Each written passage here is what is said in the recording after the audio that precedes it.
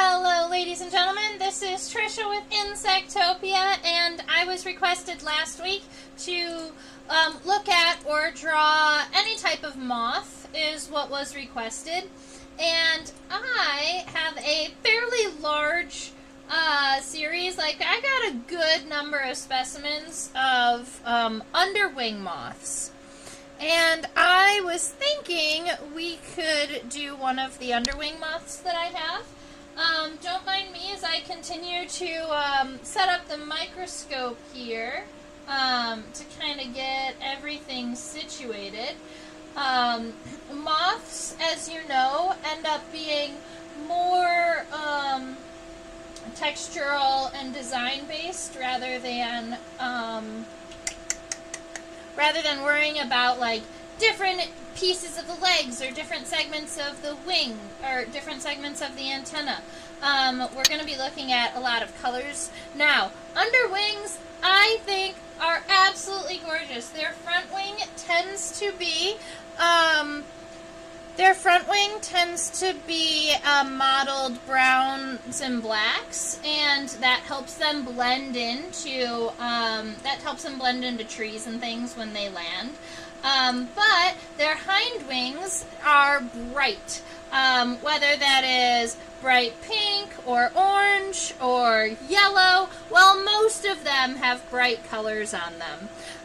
This one here I love because it's unique in that it is an underwing, but its underwings are black.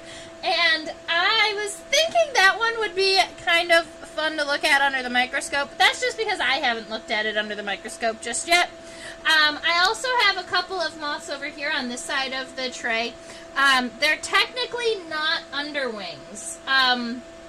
They are in the genus Noctua, so they're actually in a completely different family as the underwings, but we call these false underwings. So they ended up in the unit tray with the true underwings, and I'm okay with that. And I think that this underwing, so the common name for the one with the black hind wings is the sad underwing. Poor guy. I feel like we could make him happier by drawing him, though. Do we have a favorite color or preference to sketch? I thought that the one with the pink underwings was a sweetheart underwing, but as it turns out, there are actually a couple of different, couple different underwings that have these really bright pink hind wings, and the likelihood is that that's actually a darling underwing moth. All underwings are in the same genus, so I can go ahead and give that to you. It's Catocala, spelled this way. So that's the genus for these specimens. If I was going to put a label on this unit tray, I would put Catocala spp because there's multiple species. But I guess the question is, Hashi, do you have a preference in color? Would you want, like, do you want to look at the black one, the sad underwing, or would you rather look at a pink, orange, yellow? What are we thinking today? I can try to identify whichever one we do decide to draw. Hind wings in underwing moths do fade a little bit over time, but most of these specimens were actually collected last year, in 2023. Many of them actually came from Michigan.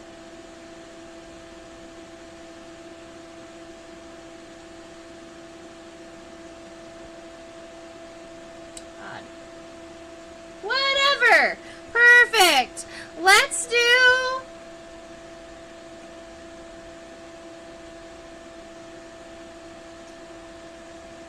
You know what? Let's do the darling underwing. The bright pink one.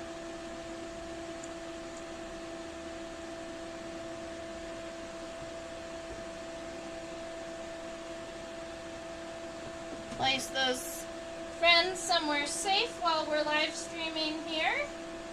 Very good.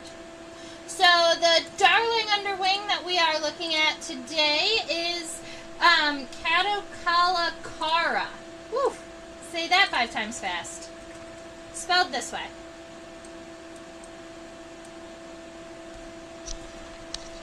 Hashi, I hope you're doing well. It's been a minute since you've been here in the live stream, so I'm happy that you've joined us. Wow, that was quite a change in color. Whoa! The exoskeleton is metallic underneath the CD, underneath the hair. Oh, this is going to be a fun one to look at. Okay.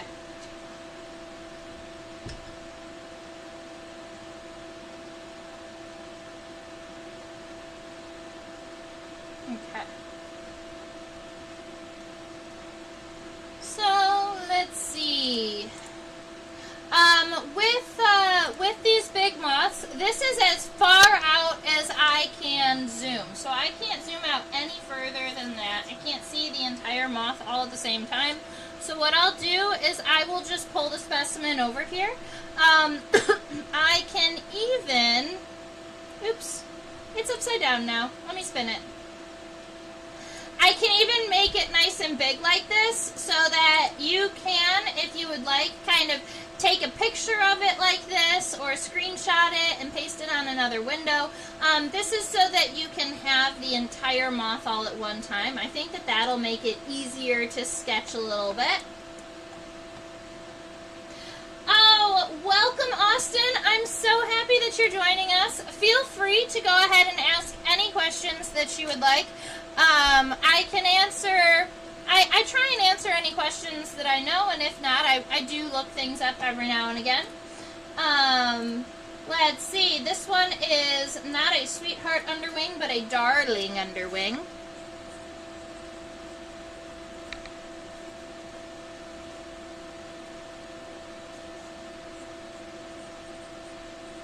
Catocala, cara. So this specimen came to a blacklight. I set out a 1,000-watt mercury vapor bulb in my parents' backyard, and that's when this one came in.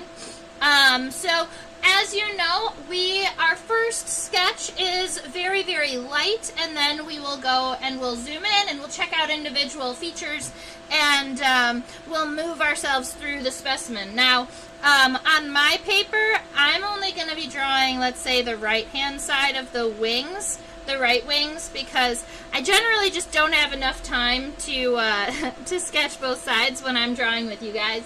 So I'm going to draw my body off to the left of my paper and draw the wings this way. So when I'm sketching the head, especially on many, many specimens, I generally start with a D shape where there's a flat line where it would connect to the thorax and then a kind of rounded. Measurements! Yes, good point. Let me go ahead and create this D shape I was just talking about, and I can grab this ruler.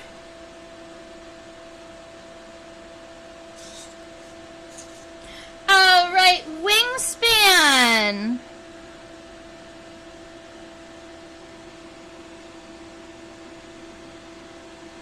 The wingspan across from the tips of the front wings is 8 centimeters, pretty much on the dot. And then we'll go the length of the body from the front of the head to the back of the abdomen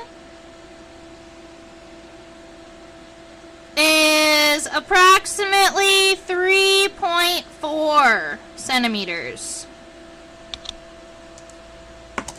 So on this specimen, it does have a longer, it's like more than double the length of the body. A lot of times you'll have this length is kind of equal to the wings, but the wings are longer in this specimen. So that's fun. Alrighty, now I've got the head started up here, but I'm actually going to shrink it down a little bit because you can see the head is pretty small in comparison to the rest of the body. So I'm just going to kind of split that in half. So we've got this little itty bitty head. That thorax, this next segment here, is this main body part where all of the wings are connected. It tends to be wider, kind of boxy, especially in butterflies and moths. because of the way that the muscles attach to the exoskeleton. So when you have the flight muscles connected to a box, they almost create like a little X inside of the thorax, and then the pumping motion this way is going to help the wings flap. So that is how it works in there, and that's why so many entomologists back in the day, when they were collecting butterflies and moths to use in a collection, they wanted to make sure that the butterfly or moth didn't beat its wings and injure its wings before it passed away. So they would kind of pinch the sides of the thorax here, and it breaks the wing muscles. So pinching the thorax sideways keeps butterflies and moths from being able to fly. Sad, don't do it, but don't do it if you don't plan on collecting them. But if you plan on collecting, it is a method for making sure that your specimens stay nice. Hi, Susan! Oh, we've got a full house today. I'm so happy. All right. If we are looking at the length of the head and the thorax in comparison to the abdomen, the head and the thorax is about, it's a little, like 1.2. Yeah, it's like 1.2 and 2.3, so I guess the abdomen is just a little longer than double this length. So you can take this space here and kind of measure yourself out so that you know about how long the abdomen is. Notice that it tapers down to almost pointed at the end.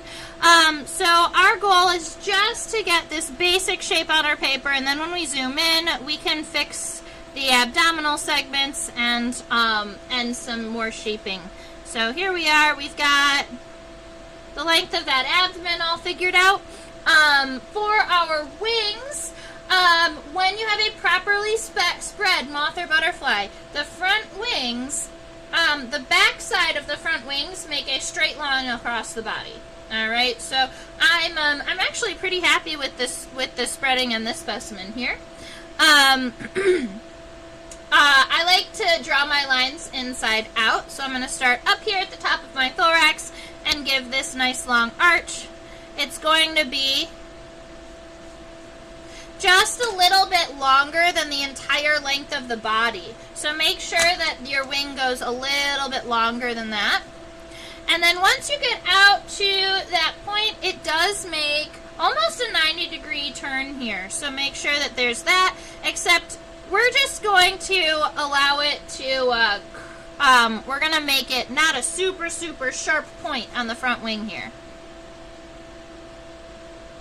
Weird question. Do people ever shave the CD off the thorax and abdomen so they can see the body segments better?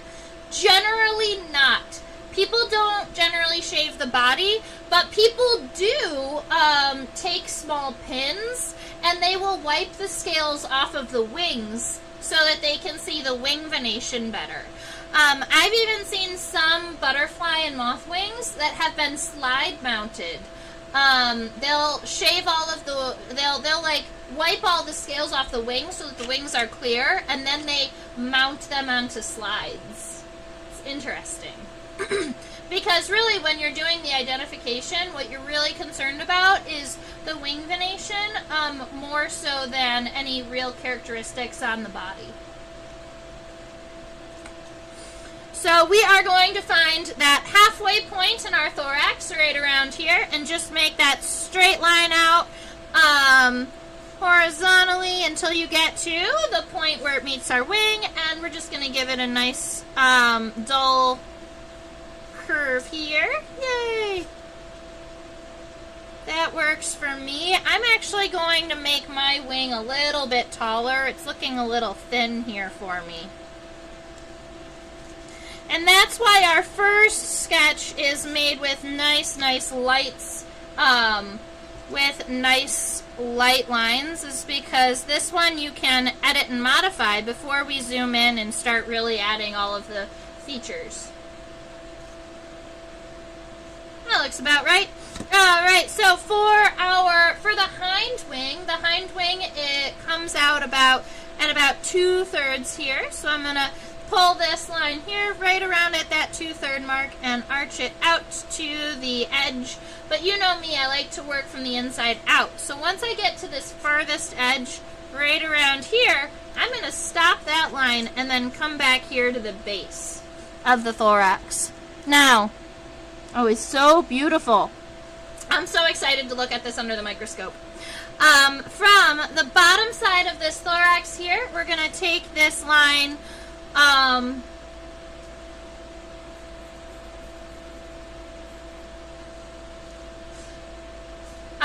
not straight down, but this angle here is very, very narrow. Those hind wings run pretty much the length of that abdomen right up into about that 2/3 mark. And then we're going to just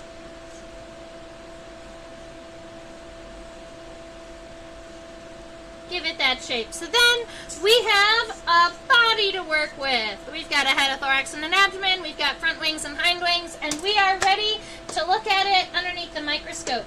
Does the hind wing have any folds in it? It looks like it's too wide and angled to be fully hidden under the forewing.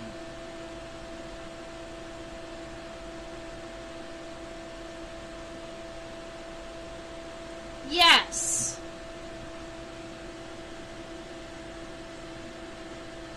I do believe the hind wings fold, and I'll show you the veins that I think they fold at.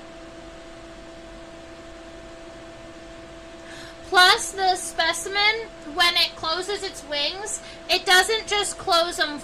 It doesn't close them flat like this. When these wings close, they don't close like this. They close more like a tent, which might help them hide their hind wings a little bit better.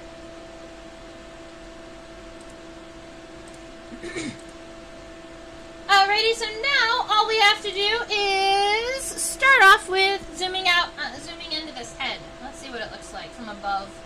We might even turn the specimen sideways or upside down to see its proboscis.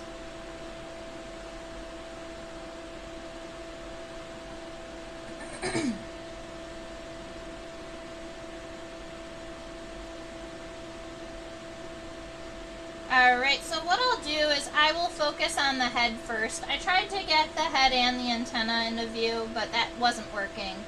So I'll just go ahead, zoom in on this head really quick. We'll do this guy, and then we'll look at the length of the antenna.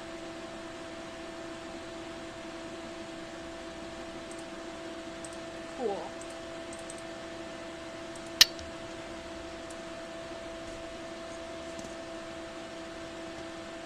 Oh, you did ask about the hind wing. I guess I can...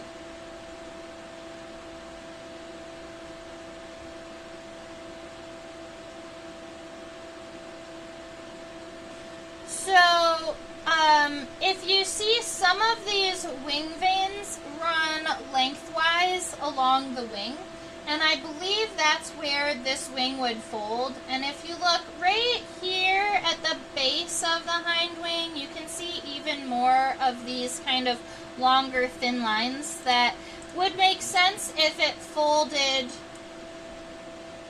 kind of like this, like a fan.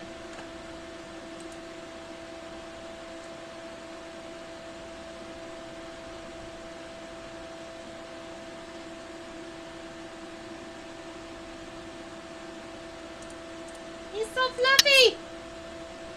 Alright, so for those of you who are new here, insect hair is called seedy. Alright, so you'll see that this specimen is absolutely covered in seedy. CT is the plural word, seta or ceta is the singular.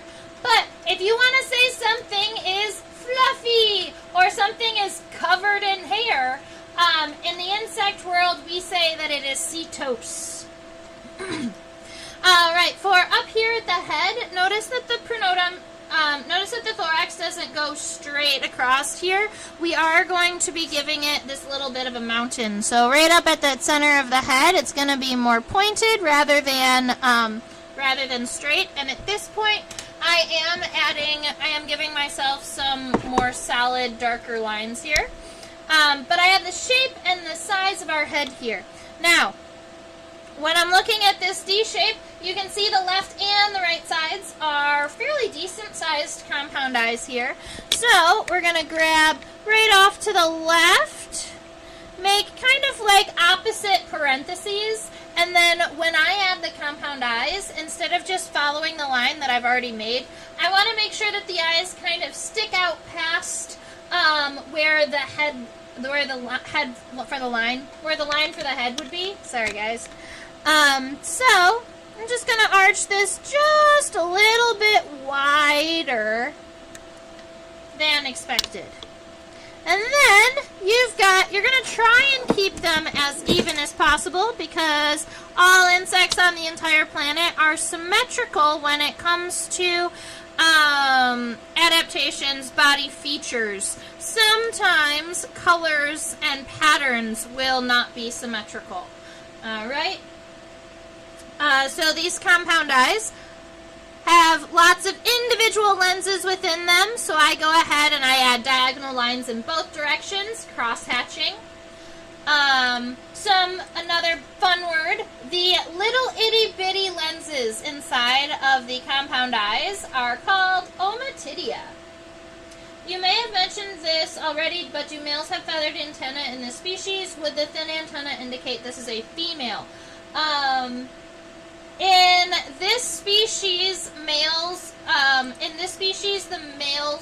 do not have the really, really big feathery antenna. Both the males and the females' antenna is going to look a little bit like this.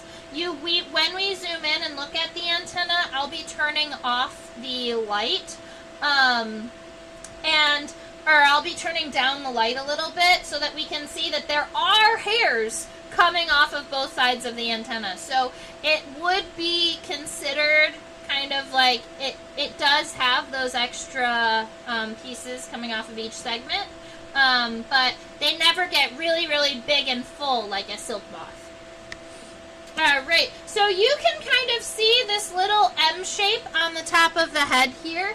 This is an important shape for the mouth part. So the mouth part's going to be coming out of the center of that M right here. So I'm going to go ahead and give us something like that.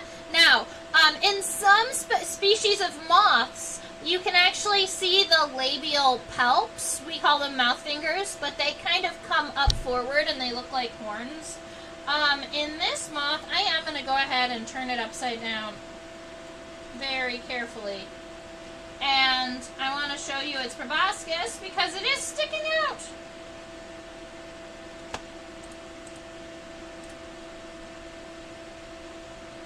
Look at that.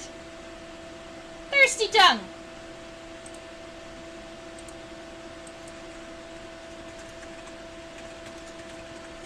Alright, so that here, that little curly cue coming out of its mouth, that's the proboscis. So it'll unwind that, it'll drink sugars. This is a night-flying moth, but it does like to, underwings really, really like to go to like moth traps. If you've ever painted for moths, you kind of ferment some fruits and then mix it with a little bit of beer and kind of paint it onto trees. You also can add some sugars, like brown sugars are helpful. And then the underwings will come to the tree and they'll drink all of this like yummy fermented fruit juice. And they get a little tipsy and then they stay there so that you can collect them. It's kind of fun. But that's what that looks like for our proboscis here. Susan's got another question.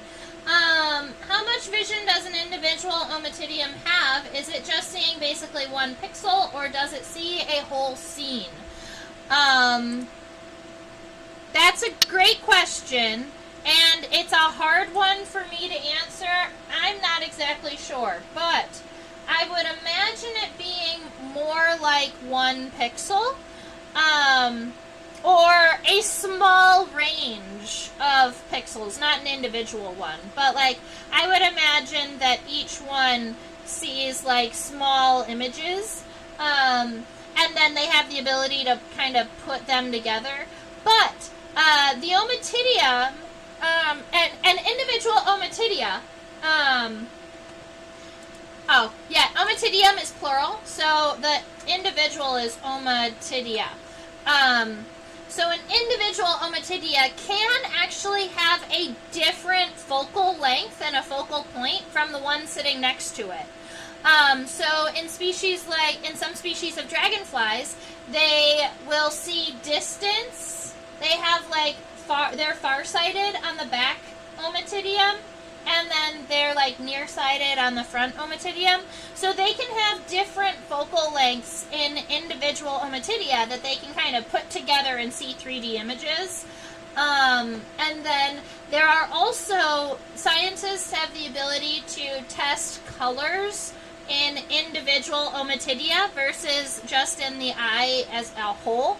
And some insects, I can't tell you which ones, but there are insects out there that their different Ommatidia can see different wavelengths. It gets really complicated, and I love it, but it does get very complicated. Guess you could tell by how many nerves connect to each one. That's a good point. You probably could.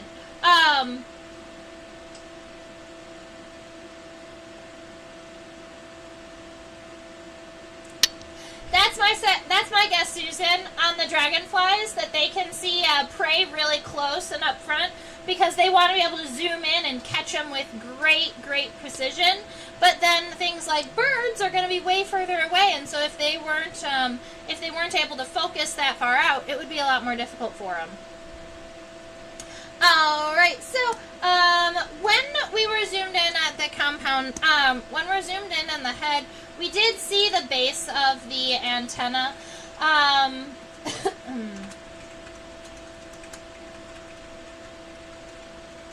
For those of you who like your anatomical anatomy vocab, these are your words for an insect's antenna: the scape, the pedicel, and the flagellum. The scape is that first segment right here at the very base. It looked on this specimen very square, right here in front of the eye, in front of the compound eye. Your pedicel is the next shape. It almost looked a little pancake shaped, and it was very teeny tiny. So for me, that one's going to be a little bit trickier to sketch on this. I didn't make my drawing that big, but there you go. You've got both of those little itty-bitty segments, and then the flagellum are the remainder of the segments. And on this specimen, the antennae go up about 1/3 of the length of the wing. So, right about like this.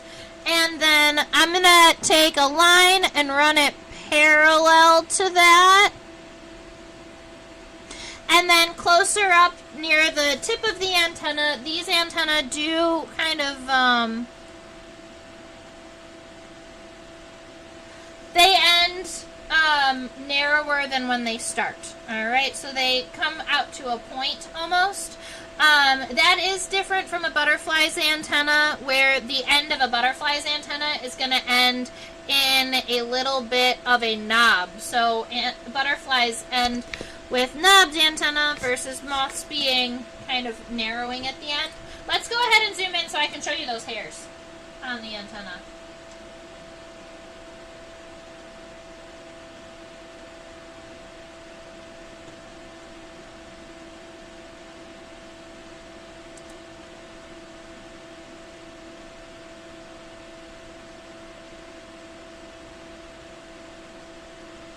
Did a little work with a neuroscientist who studied dragonflies and how they catch prey. Oh, that's cool! So the fun thing about dragonflies and their ability to catch prey is that they are the most accurate predator on the planet. All right. The average tiger or lion has a 30% catch rate, meaning that 1 in 3 of the prey that it chases, it will actually catch. Whereas dragonflies have a 90 to 95% catch rate. So things that they target and decide that they are going to feed on, they do feed on them.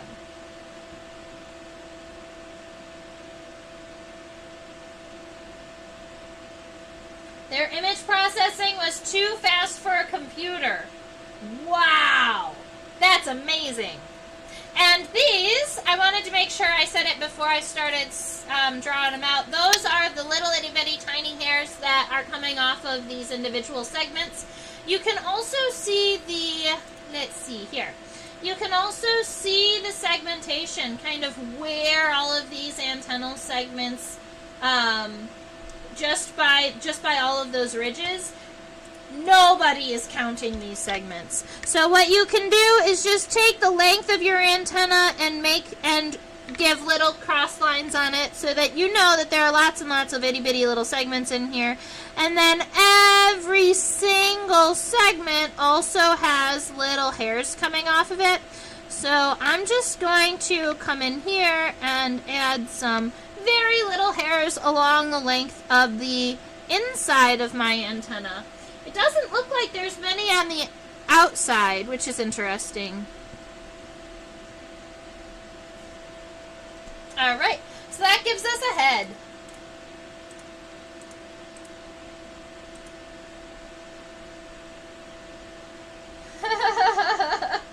It's cool that the scape and pedestal are color-coded.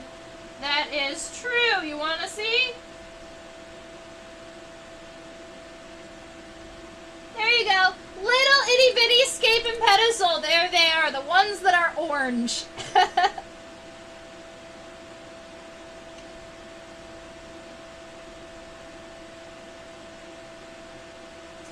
Alright, so this is the thorax of the underwing moth here.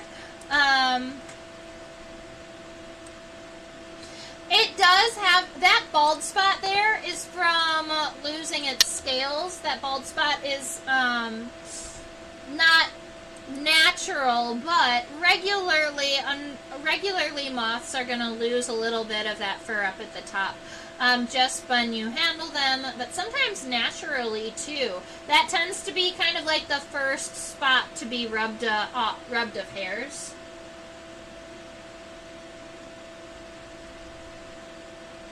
What do they use their antenna for? Detecting pheromones, sensing air currents, finding food. I would say all of the above. Definitely pheromones, definitely air currents. I'm not sure as much about finding food. I believe that they have the same kind of taste with their feet situation going on. I think that that finding food might be a little different, but I wouldn't be sure of that. It does vary by species, but I don't know about this species. I don't know about this species individually. Or underwings as a whole. I would assume all of the underwings are very similar. They're all in the same genus. All the true underwings, we can call them.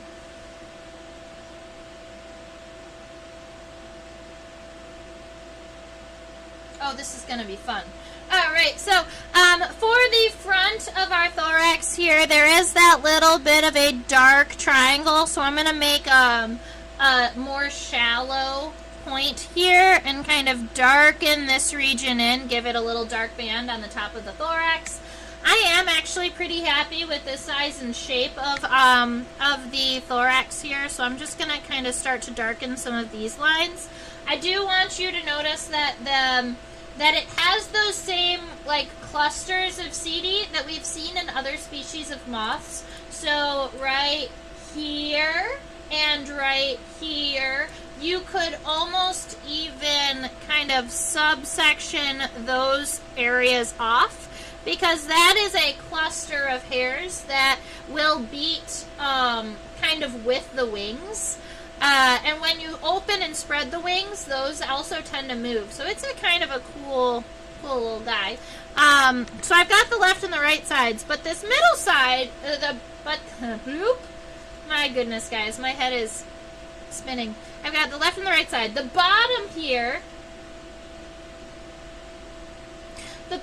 instead of going straight across, there is this little bit of a U shape. There we go. And so that is going to be how I sketch my thorax. And then if you would like, you can come back in and add all of those very, very small CD. Just make sure that you're following along with the angles that you have. So these are going to be going straight, and then these ones are kind of coming off to the left and the right. I do want to zoom in because I think there's something that's really pretty I want to show you. Check this out.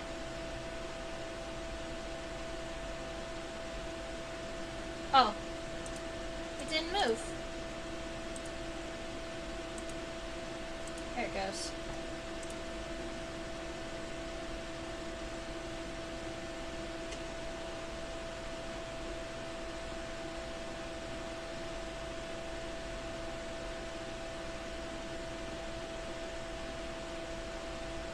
So there seems to be an underlayer of metallic seedy. Underneath the hair seedy, there look like there are these scales that are metallic. And I don't know what they're for, but I think that they're beautiful. They are feeding on nectars and they're looking for sugar. A lot of times they will go to kind of night blooming flowers, or they'll find themselves fruit that's fallen to the ground. It's kind of rotting. I wish that I could show you it the way that I'm seeing them, because they are so much more metallic and gorgeous, but on this, they're just showing up as just really bright. I'm going to see if I darken it a little bit.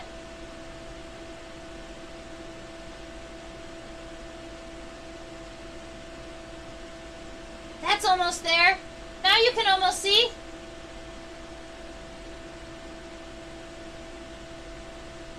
Yeah, so that's what I wanted to show you right about here. This is a CD, but it's scale-like, and it is absolutely beautiful. It's one of the basal pieces, and even if we were to zoom out and look kind of over here where you have all of this really fine, thin CD, there are wider scales kind of underneath at an underlayer, and they're all metallic.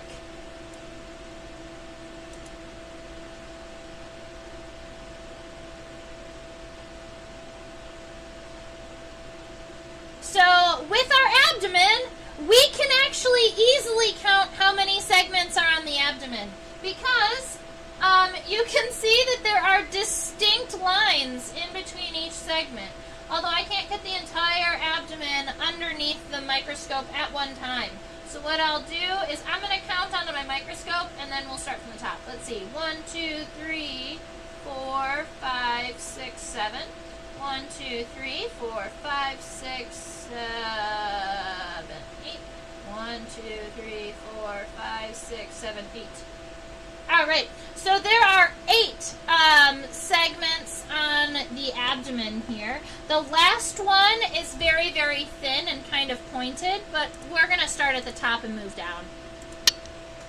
So for our abdomen here, we know the beginning and the end. We know that the end might end up a little bit more pointy, but we're going to subdivide it into 8. And honestly, these segments are fairly even. If anything, I would say the first segment is a little bit thinner than all of the other ones, or narrower. So we're dividing it into 8. 1, 2, 3, 4, 5, 6, 7, and then the last one's going to be a little point here. 8. Alright, so we have 8 segments here. The scapulars. Yeah, kind of like scapulars. I don't know if that's what you call, I don't think that's what you call it in moths, but that's essentially what they are. Very good. So we've got these all really lightly marked out. The base of the CD look light colored, and then the tips of them are darker. But then they overlap one another. So something that you can do is take those shapes and then just take your pencil and like darkly add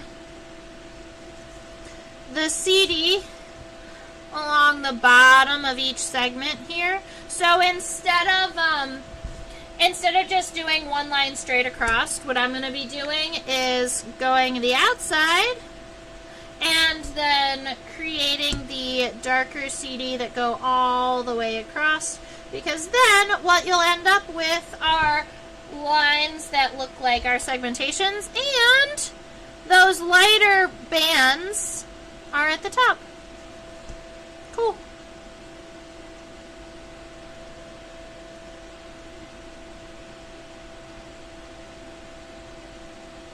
So that's 1, 2, 3.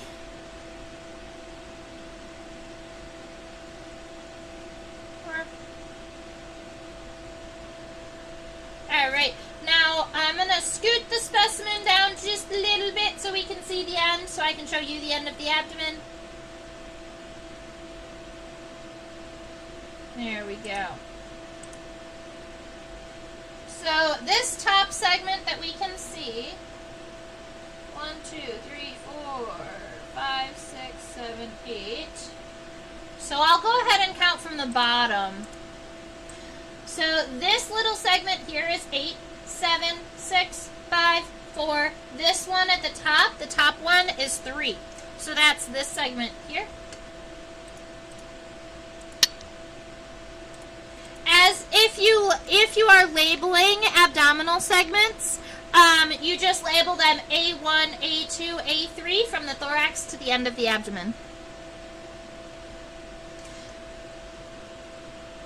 It looks like 4 is the widest segment, and then it starts to narrow after 4, so we've got that right at least.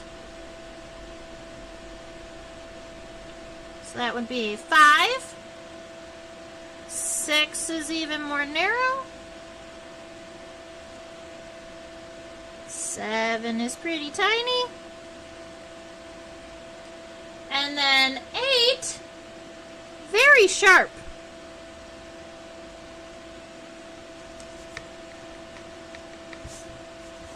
So that gives us our abdomen. I think that mine is almost a little bit too banded down here at the bottom, so I'm going to smudge it just a little bit so that I still have those lines, but that it's not as bright.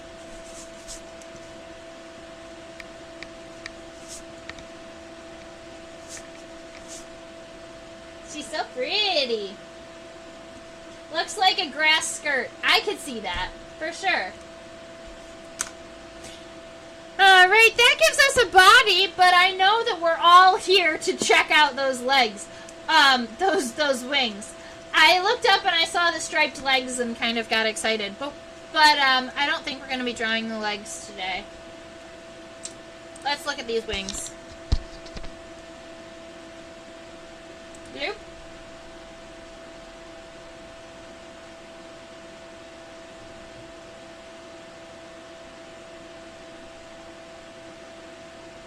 It's just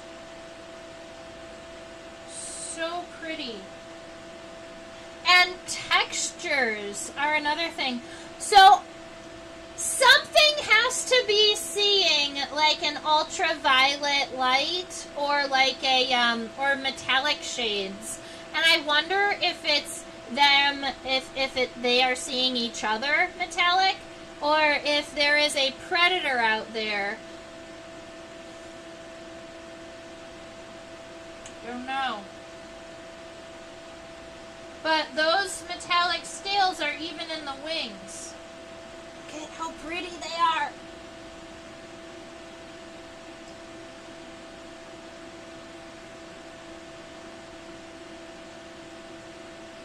I wonder if I got them super in focus, if I could...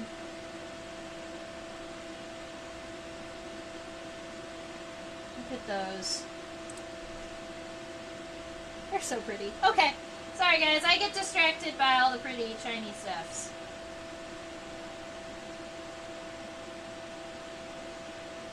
So, in a moth like an underwing, this is one of those examples of a moth that we're not going to be able to see most of the wing venation.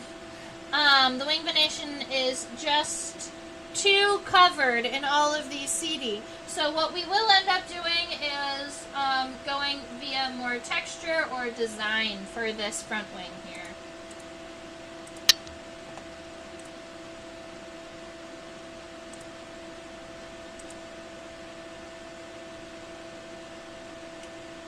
I wonder if metallic scales bounce sound differently. That's an interesting thought, because the metallic colors are not pigments. They are structural colors. So the structure of those colors are kind of gemstone-esque, right? They're crystalline. So as light hits them, the light refracts all over the place, and that's what gives them that metallic color. So sound might do the same thing. That's a really cool thought. I like it. Alright, so the region of the wing that we are looking at right at this moment is this piece right here. It's approximately the first third. This line, the longer one, is this band that comes off to the right here. So, I'm actually pretty happy with at least the top shape of my wing. I'm going to make it arch up a little bit more strongly at the beginning and then flatten out. But other than that, I'm pretty happy with this wing shape, so I'm going to go ahead and darken that. And then for some of these designs, I'm just going to start here and kind of work my way out. We've got that really cool dark band here that almost is kind of question mark shaped. And then our next one, now keep in mind with these types of wing designs, they are they don't even have to be symmetrical. On this one, the left side is a little bit different than the right side. You do not have to make sure that they're exactly correct.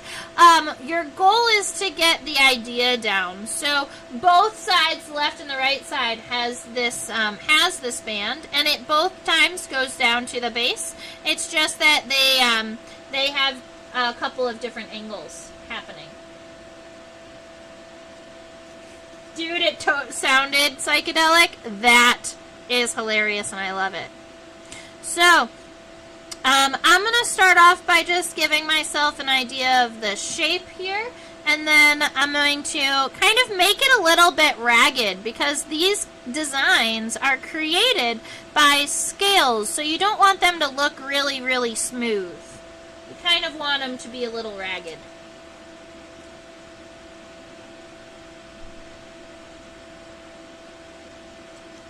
Alright, so that gives us this region. Let's go ahead and scooch our specimen a little bit so we can see further out on the wing now.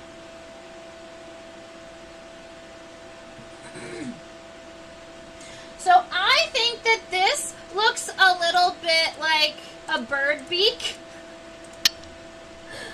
So that's going to be right in this region is where that bird beak is. So it's going to come out from around here.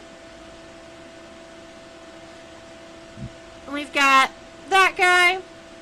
And it is going to kind of make a little bit of a wiggle down. And it does actually connect here to the other side.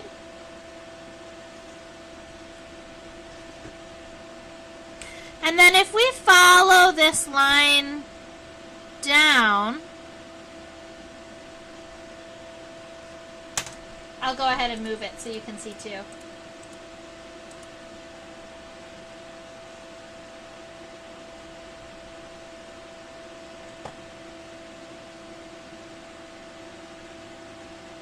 So if we follow this line down, there almost looks like there's this little foot right here in the design. So we'll add this like little foot guy here, and then it curls around, and you have one more additional little lighter M shape here before you get to the end of the wing. Oh, sorry guys. Something along there. You got this little shoe shape right here.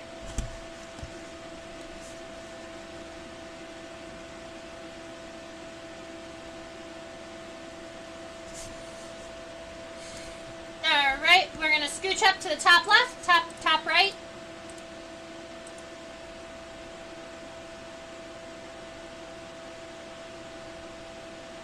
All right, for the remainder of the edge of the wing here, I'd like you to notice that the CD, that the scales on our wing do kind of go over the edge of the wing. They've got these nice long scales at the end, and those are going to make it so that when you draw this line straight down, instead of drawing it straight down, what we're going to do is we're going to follow that edge that we've given ourselves. I erased it a little bit, but I can still see it underneath. And I'm just going to give myself very, very, very short horizontal lines that run the length of that edge there. So that we have that texture right for the scales on our wings.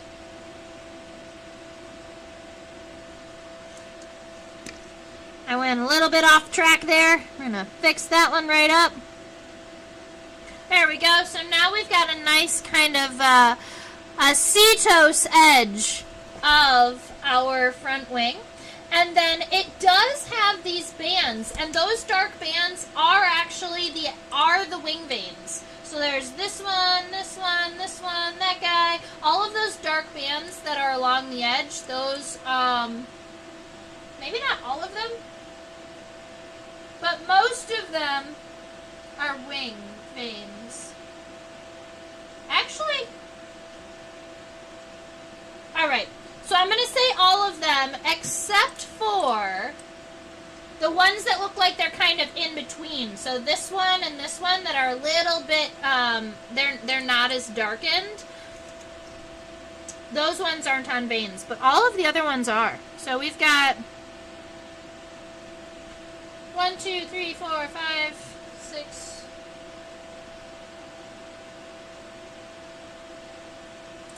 I'll scoot it down a little bit so you can see them all the way down.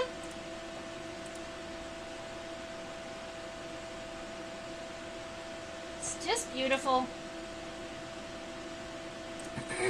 Oh, and I have a surprise for everybody who waits to the end. I have some fun bugs to share with you.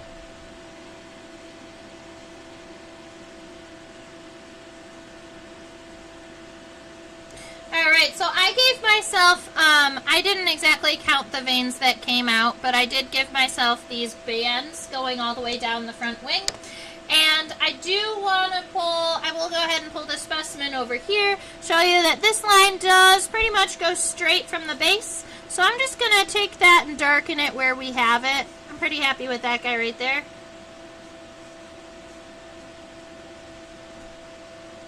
And that I'm good with for the front wing. So I made sure to get some of those darker pieces. There are more bands that kind of parallel some of these shapes. So if you wanted to go in with some like lighter colors, if you're doing colors, it might be good to kind of parallel some of those shapes out. But for now, I'm okay with that for pencil work. Let's look at the hind wing. It's gorgeous and pink. It's darling, right? Because it's the darling underwing. You know, making all the jokes. Oh no! I put a period. There we go.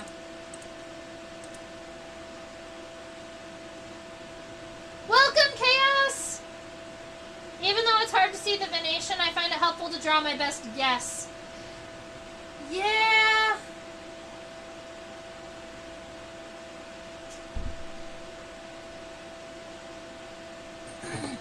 I wonder if I can get you a...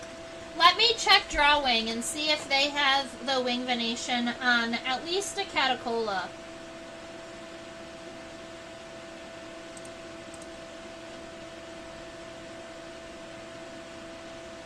No, because I think they're an Erebid. Let's see. They're in the family Erebidae. They used to be a Noctuid, but they don't have any Noctuids here. Nope.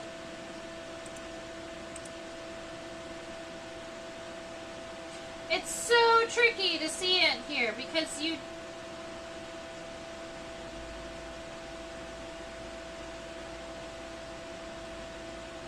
can almost imagine that there's a wing vein there. And I had a nematology professor one time. I was having a hard time seeing a very, very, very small characteristic on the specimen. And he said, he asked me if I could see it, and I told him no. And he was like, well, just imagine that it's there, and then you'll see it. So on things that are really hard to see underneath on my microscope, I have this quote from Dr. Bird, and he's telling me to just imagine that it's there.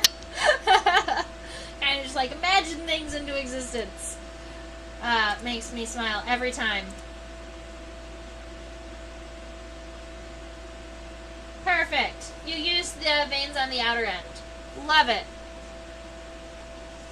Yeah, because some of these veins in here, like this one would be the subcosta, so it's probably going to move up to the top, kind of meet the costa here. These 3 or 4 are going to come in, meet around here, and be connect to the discal cell that's underneath. And then the final one here would be the anal vein coming directly from the base out. So I have an idea as to what it might look like, but I couldn't guarantee you where these land on the discal cell. For those of you who have been around for a couple butterfly and moth sketches. Alright. Hindwing is going to be a little tricky. The hindwings CD, or the hindwing scales, are longer. How long that looks. Long and fluffy. Okay.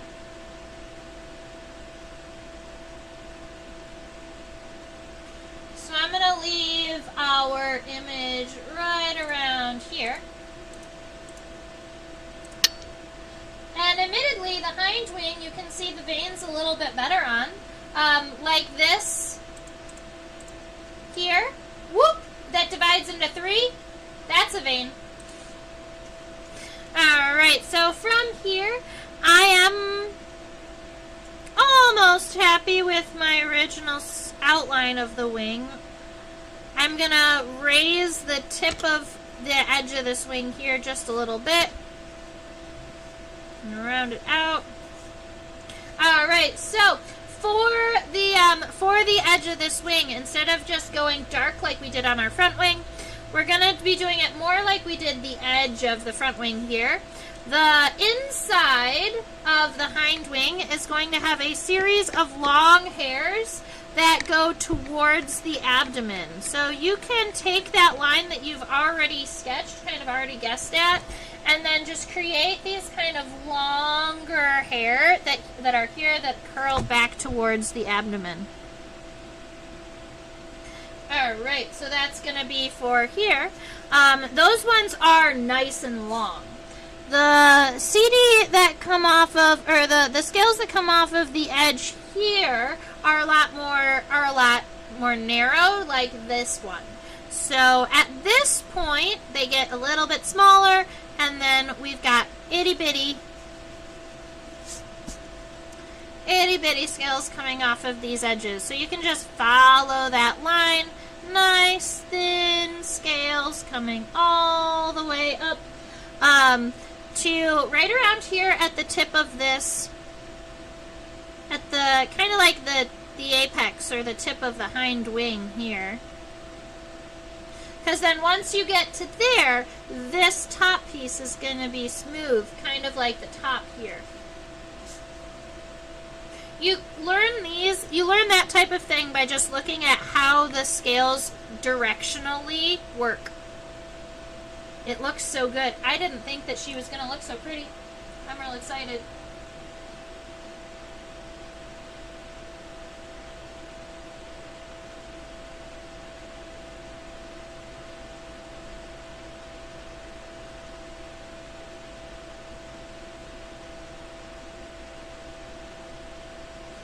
Right, there are two things. There are the things that I see and the things that I know.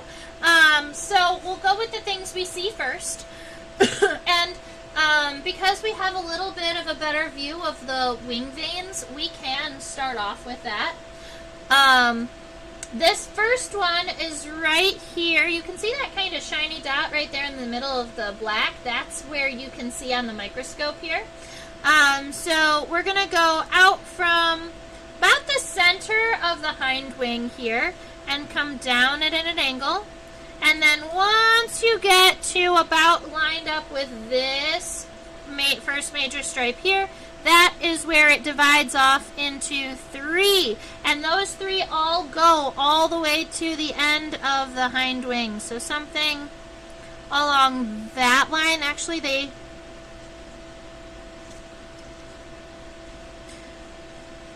separate a little bit more than I originally had. They kind of are a little bit wider there.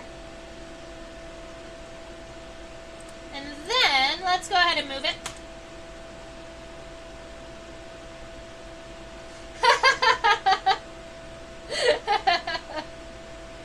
Oh, please send it to Avea.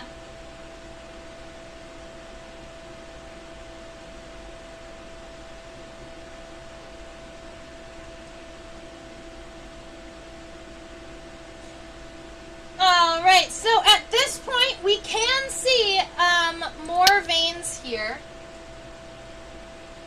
What I want to focus on are those 2 up at the top.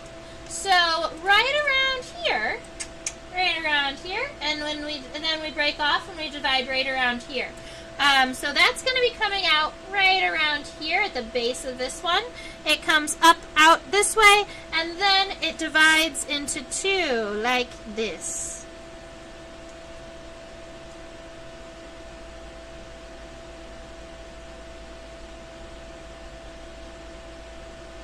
Now, we do have another vein, and I'm not sure where it's coming from, but I do know that it splits right down here. Okay?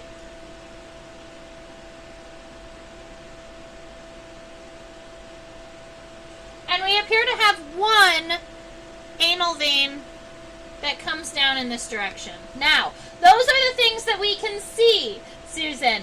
The thing that I know is that somewhere in here there are cross veins. All right, this is connected to this. And the likelihood is that it's connected like so. Because this is going to be coming off of the center of that cell. That's what I know. I know that there is a cell in here and that these 2 veins connect. We just can't see it. But from where this vein disappears, I would say that's probably a pretty good guess. Hi, Pi. Oh, I'm so happy that all of you guys are here today. Yay! Welcome to 2024. It's a brand new year. Oh, and you guys are going to get the super awesome surprise at the end, too. I just opened some brand new tropical bugs. They're not on pins yet or anything like that, but they are going to be going into circulation for live streams, and I'm real excited. All right, so at the base, we have a little bit of darker coloration right here at the base, so I'm just going to go ahead and give us that. And what I'm going to be doing now is, I will darken these veins. And I'm going to be adding the coloration, the shading on these hind wings. Yeah, something like that. So we've got this dark band coming across. It meets right around here. Goes through where that's a 3, where it splits almost into a trident, and it gets a little bit narrow right here at the base.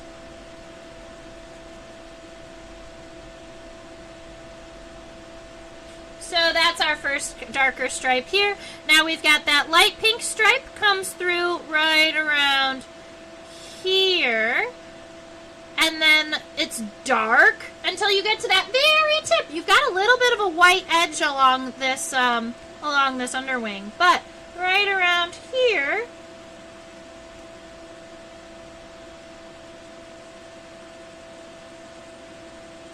keep in mind they radiate from the center. So I actually just messed up a couple of my lines. You want to make sure that you are keeping your lines radiating from this point here out.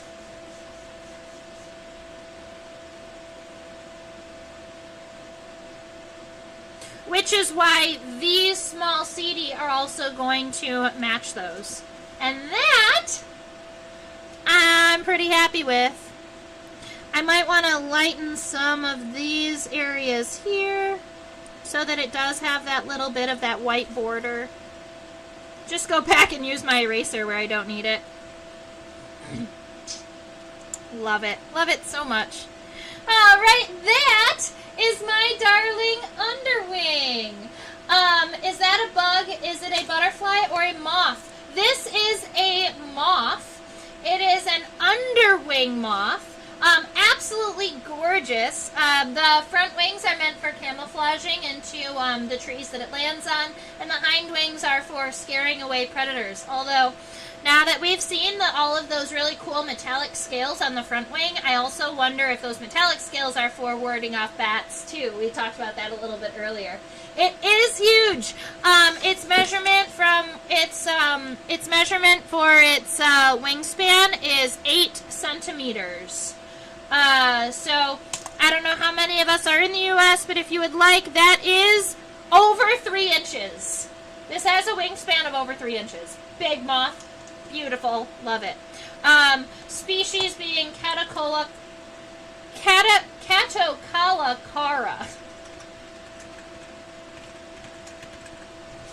All right. And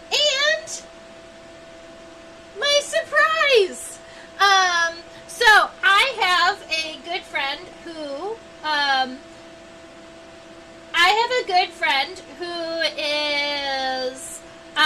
who has import permits to import like cool little specimens from other countries. Not alive, just specimens. And he was like, "Hey, I've got cool bugs for you. I want to show you my bugs and get some of them on the live stream." And I was like, "Of course." So he sent me this box of bugs. And I did record myself opening the box and getting all excited about all the species. But now I want to show you them in person. I will be editing that video together, but you guys get kind of the first sneak peek. So, I don't know if you've seen this species of Buprested, and I do have all of the species names on these guys if you're curious, but this is a jewel scarab from Malaysia. Or not jewel scarab, it's a jewel beetle from Malaysia. I just looked down at the scarabs and said scarab. This guy here,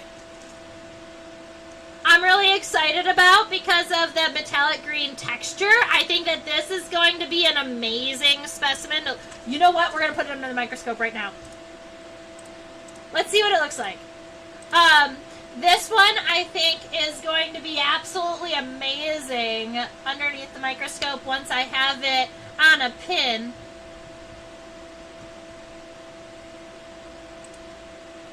Okay. Ah! That is some structural color right there. That color will never ever fade. Because the color, you should wear that as a brooch. Possibly, yeah. Alright, let me go ahead and turn this camera back on. Alrighty. I have so many, though. Oh, my goodness. Okay. We're gonna do this, guys. So these are cute little true bugs. They are Pentatomoidea, so they're in that same superfamily with stink bugs, but I'm not sure what exactly family they are in. I have the species name, but I'm going to have to look up some of these because they're tropical, and there's even a grasshopper in here that's in a family that I'd never seen before. So this is another little, this is another metallic scarab here, but instead of it being in shades of green, it's in shades of red and purple. Alright, let me get through these beetles. I want to show you some of the sticks. Oh, the dung beetles! I'll show you the dung beetle. This is a dung beetle from Peru.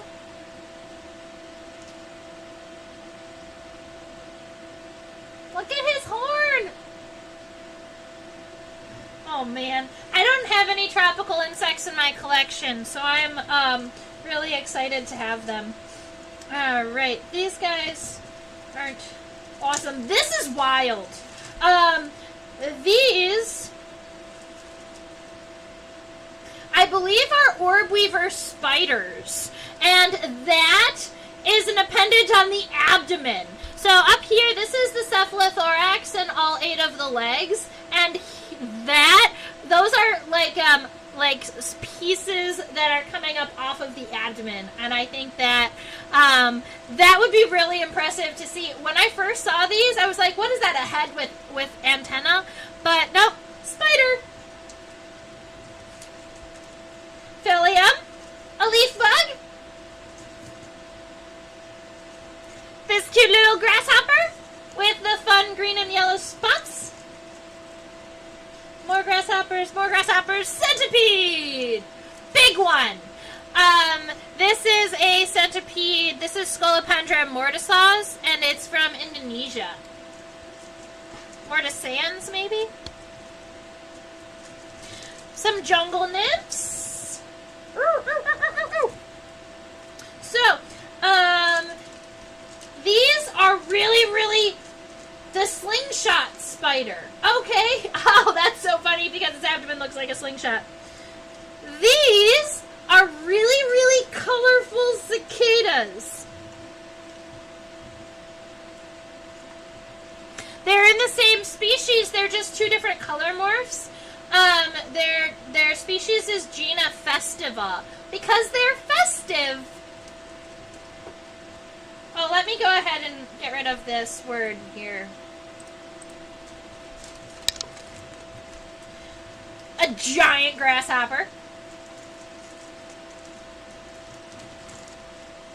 Some damselflies. Now, these damselflies are absolutely beautiful. They are metallic green and metallic purple. So this one up here, I've seen insects with the front wings being beautiful and metallic and the hind wings being kind of bland, but this damselfly's front wings are a little bland, but the hind wings are gorgeous. And then on this guy here, it just looks black, but I swear when we get it under the microscope, it'll be metallic blue-purple.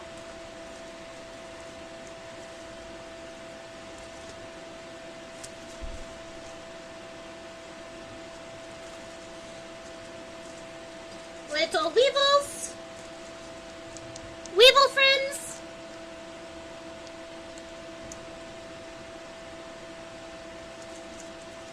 I'm really excited to get some of these on pins and to really start working them with you. Now, oh! These are blue bees.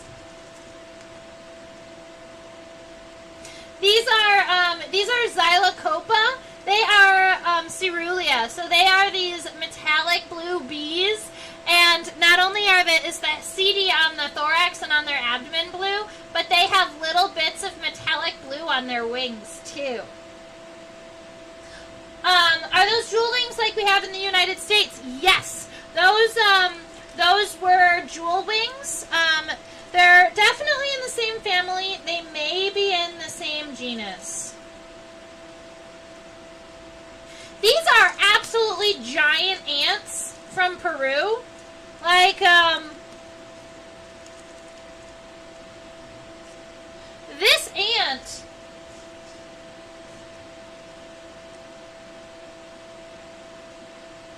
This ant is like 2.5 centimeters long.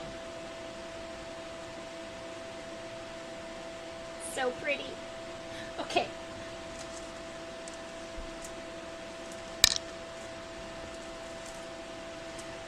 Walking stick. There's this one. I love this one. This one makes me laugh. So this is a walking stick. It's nice and long, but look at those cute little wings. I love him so much. So he's like this really, really big, giant walking stick, but then little itty bitty wings. It's not like they can fly with these. They're probably just impressing their mates with them, or using them as like a warning, as warning colors, or like, hey, leave me alone. But it reminds me of the little wings that the caterpillar from A Bug's Life gets at the end of the show.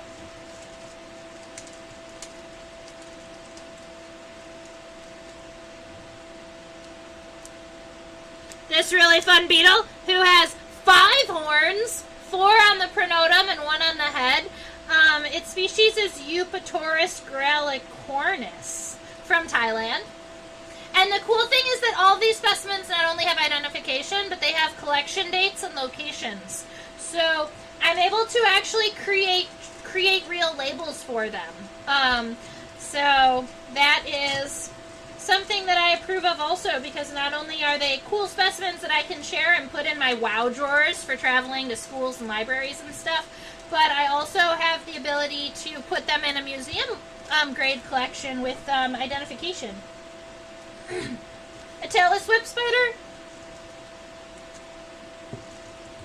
Let's see. I might skip some of these. These are giant hornets from Asia. Related, they are in the genus Vespa, so they are in the same genus as what people were calling the murder hornet. What kind of sting does that giant ant have? Probably really, really painful. Those ants, I would not mess with them. I'm not exactly sure what that sting would feel like, because I haven't Googled that species just yet. But probably really painful. I just opened these today, guys, so I haven't looked up things too much yet. This is cool, because you see the wings look like a katydid, but the antennae are very grasshopper-esque. And this is a family of orthopteran that I had never seen before. So this guy is... Oh, I wrote it down, but it's a really, really long, complicated family name. Let me look it up one more time.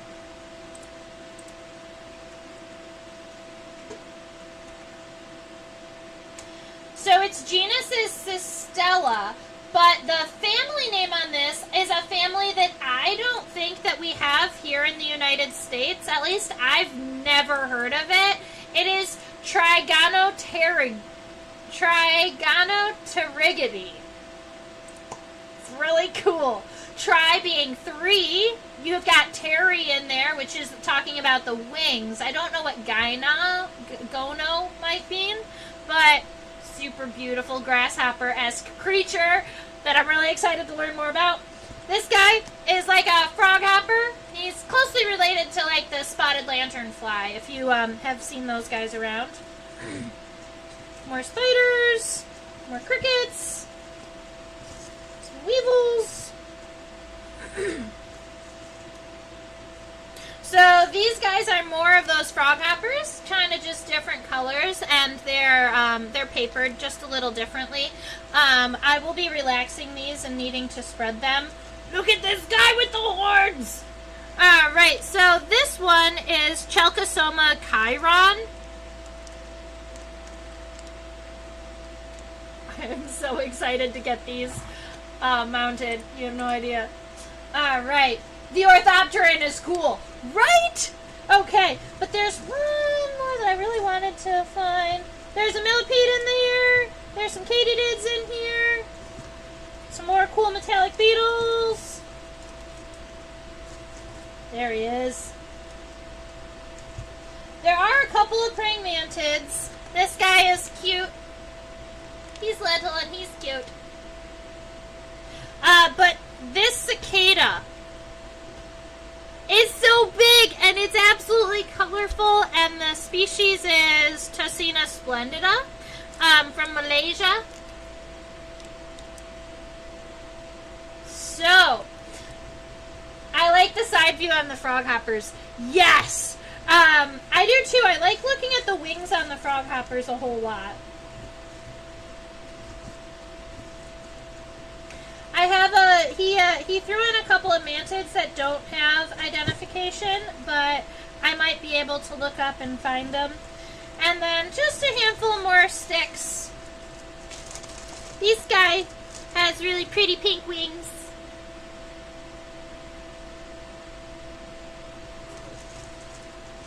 But, so, is that an ovipositor on the cicada?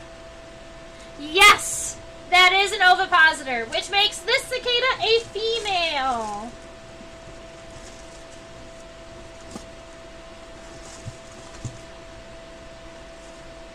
And you got some more little froghoppers, friends. Alright, so, ladies and gentlemen, those are some of my brand new insects to my collection that, admittedly, everything in my collection is something that has been collected in the United States by me or somebody that I know. These, I don't know exactly who collected them, but they're so beautiful, they're going to end up going in my collection anyway. So, my curiosity is, for those of you who have watched all of the friends who have gone by, was there one or two that you're like really fascinated by that I should mount first and do next week? Because I'd really like to start kind of mounting these and working on these guys, and I'm just kind of curious if any of them like really struck your fancy. You say you definitely want to see this one or that one next week. What do we think? I can just pick something really cool and metallic too, but I like to give you the option. I think the froghoppers are really cool. There's definitely a possibility that we do the froghoppers next week, or the damselflies.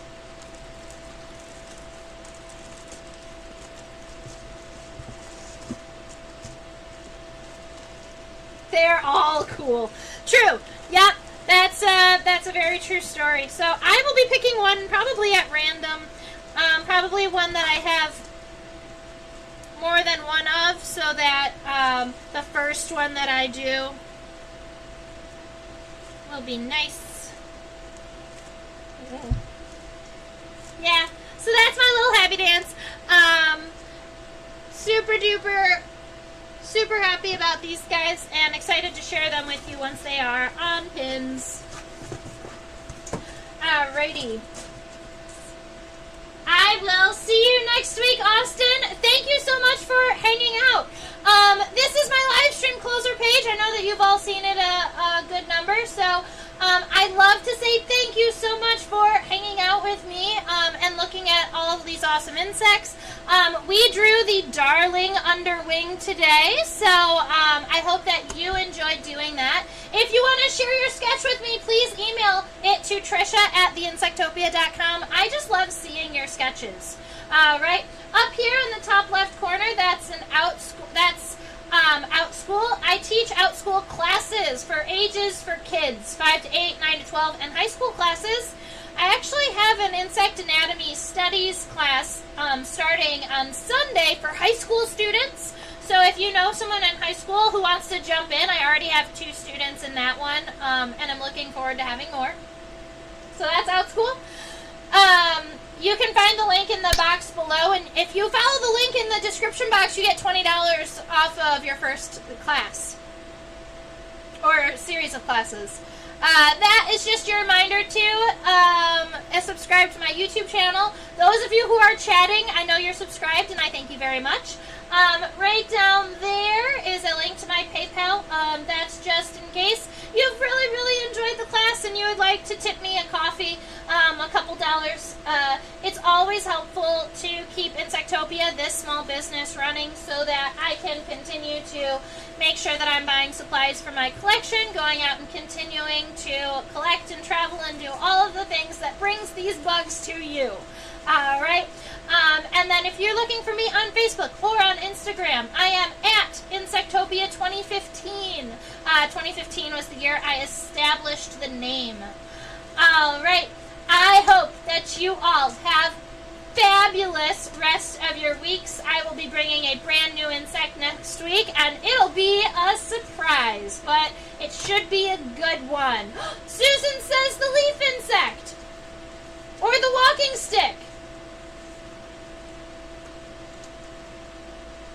The leaf insect would be so cool. And the damselflies. Okay, well, I'm going to be going back and forth between the walking stick and the leaf insect, but I might do the leaf insect because that one is the leaf insect.